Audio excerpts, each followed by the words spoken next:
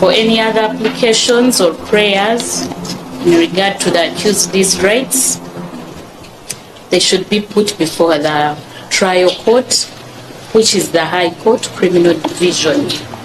So since the state has informed court that the investigations are not complete, it's adjourned. It's adjourned to the 13th of November 2024 at 9 o'clock for further mention.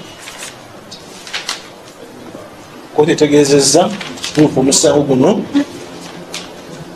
teguwulirwa mu kooti eno, mugenda kulya mu kooti enkulu.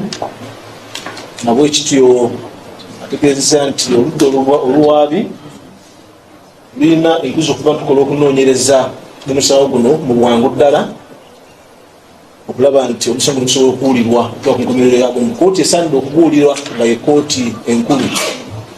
Nabwe kityo omusango tetanda ku mwezi 13 omwezi gwa 11 ku saa 3 ez'okumakya lwegenda okusoma mu kooti eno okutegeeza oludda olwakutegeeza kooti tutuuse n'okunoonyereza omusango guno. Okuvugiriza Hajji newankubadde olwaleero nga bwe twabategeeza era terubadde lunaku lwakweyimirirwa, oludda oluwaabi luzze ne lugamba nti obujulizi terunaba kuŋŋaanya bumala, naye ne lusaba nti balwongereyo paka ng'ennaku z'omwezi 13 mu Novemba mu mwezi ogw'11 gukomewo nga gukuŋŋaanyizza obujulizi. Naffe bwe tutyo ne tusaba kooti nti kyeyoleka kaati nti bwe baatuusira okuleeta omusibe bandibadde n'obujulizi baabukuŋŋaanya dda. Naye nga bwe bagambye nti of course okwogera ku rights z'omwami ono oba eza Hajji Ali kiteeka okubeera era ne mu kooti enkulu kubanga yeevunaanyizibwa ku nsonga zino, ate nga naffe ekyo era tukikakasa.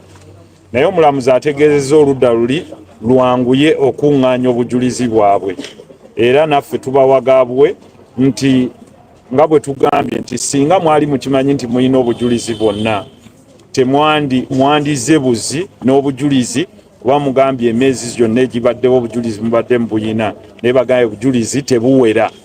So bakyanoonyereza obujulizi obusukkawo nga omuntu waffe Hajji bw'akyali emabega w'emitayimbwa.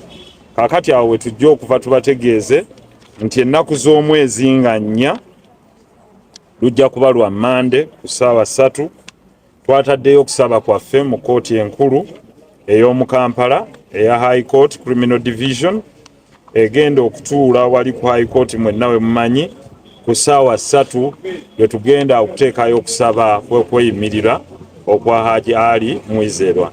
Ekirungi nti bano bategeezezza nti bo tebannamaliriza kubuuliriza ku nsonga eno, bakyanoonyereza bakyakuŋŋaanya bujulizi. So ekyembi nti omukulu ali munda bo nga bwe banoonyereza. Kakati nga bwe tubagambye nti tujja kugenda mu maaso nga tussa ekitiibwa mu kooti nammwe okubassaamu ekitiibwa. Tubakubiriza tukuume enneeyisa ennungi n'okubeera nga tugoberera ebiragiro bya kooti nga bwe bituwadde. Buli omu wa ddembe okuba n'endowooza ye ku nsonga eno, naye ate era tubeebaza mwenna abasitukiddemu ne mubaawo. Ssaawa 3 mwenna mbategeezezza production warrant tugiina ng'ennaku z'omwezi 4 omwezi ogwa Novemba wali mu High Court mu Criminal Division. Nsaba Katonda abatukuumire. Oludda oluwaabi lugamba terunaba kwetegeka bulungi. Terunaba kuŋŋaanya bujulizi bumala.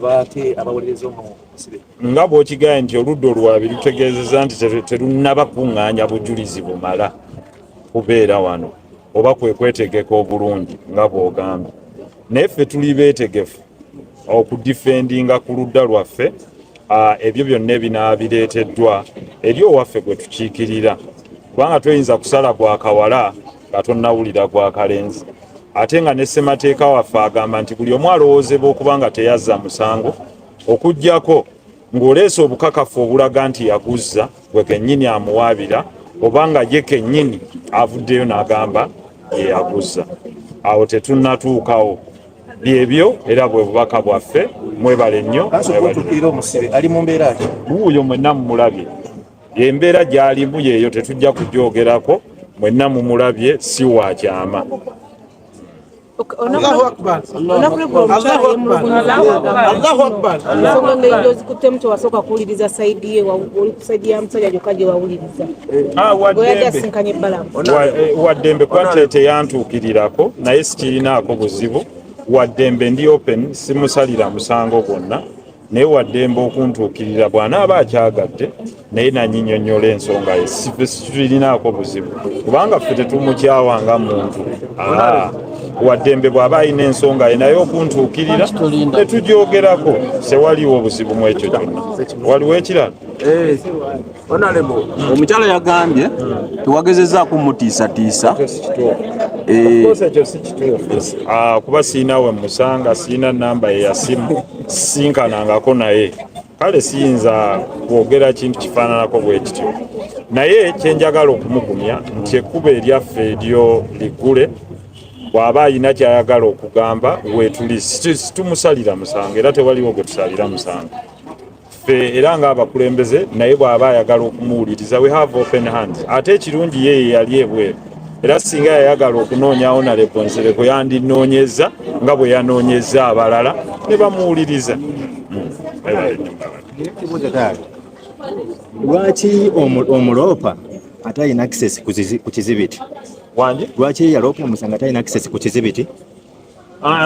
Ebyo jja bisanga mu kkooti ebyo tetuyinza kubyogererako wano sewo weebale nnyo ekibuuzo kyo. Export TV to the world.